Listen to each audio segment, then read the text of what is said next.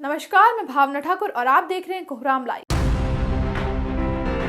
CM Hemant Soren ने ऐलान किया कि राज्य के अनुसूचित जनजाति और अनुसूचित जाति के लोगों को अब यूनिवर्सल पेंशन की स्कीम के तहत 50 साल की उम्र से ही पेंशन मिलेगा। वहीं राशन डीलरों को कमीशन के रूप में मिलने वाले पैसों को जल्द बढ़ाया जाएगा। आप सभी ने मुझे राज्य को चलाने का जिम्मा सौंपा है, ऐसे में आप सभी के सहयोग से ही राज्य को आगे बढ़ाने का प्रयास निरंतर कर रहे हैं। मौका था राज्य सरकार के चौथे वर्षगांठ पर रांची में आयोजित राज्य स्तरीय समारोह का। मौके पर सीएम ने विकास को रफ्तार देने वाली 4,547 करोड़ 69 लाख की 343 योजनाओं का उद्घाटन और शिलान्यास किया। साथ ही शिक्षा विभाग में 662 और स्वास्थ्य विभाग में 307 नव चयनितों को अपॉइंटमेंट लेटर दिया। रोज कमाने खाने वाला ईश्वरी यादव आज मर गया। वो पलामू के एफसीआई गोदाम में काम कर रहा था। वो पलामू के रामगढ़ के हुंटार का रहने वाला था। एफसीआई गोदाम में ही दो ट्रकों के बीच आने से उसकी जान चली गई। मिली जानकारी के अनुसार गोदाम के पास एक ट्रक से अनाज को उतारकर दूसरे ट्रक में रखा जा रहा था। अनाज उतारने के लिए दोनों ट्रकों को रिवर्स कर पास लाया जा रहा था। इसी दरमियान दोनों ट्रकों के बीच ईश्वरी यादव फंस गया। उसकी चीख सुन वहाँ मौजूद अन्य मजदूर हल्ला करने लगे, जिसके बाद ट्रक अलग किए गए। जल्दबाजी में ईश्वरी को हॉस्पिटल ले जाया गया, जहाँ डॉक्टरों ने उसे मृत घोषित कर दिया। घटना के बाद गुस्साए मजदूरों ने काम ठप करवा दिया। मृतक के घर वालों को मुआवजा और नौकरी देने की मांग करने लगे।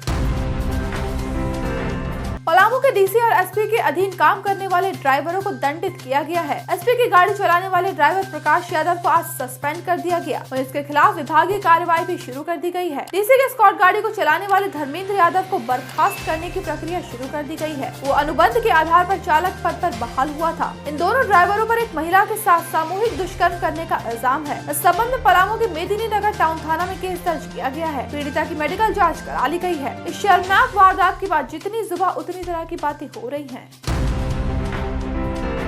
गैंगस्टर प्रिंस खान के नाम पर बोकारो के व्यवसायी विष्णु जायसवाल से बतौर रंगदारी 20 लाख की डिमांड की गई। यह रंगदारी फोन पर मैसेज के जरिए मांगी गई। बोकारो पुलिस ने व्यवसायी के घर की सुरक्षा बढ़ा दी है। वहीं बोकारो के जरीडी थाना में केस दर्ज कर लिया गया है। धमकी भरे मैसेज आने के बाद व्यवसायी जायसवाल का पूरा परिवार दहशत में है। खौफजदा परिवार की नींद हराम हो गई। इल्जाम है कि यह मैसेज 26 से 28 दिसंबर तक कई बार आए। मैसेज भेजने वाले ने खुद का नाम मेजर बताते हुए गैंगस्टर प्रिंस खान का खुद को खासम खास बताया।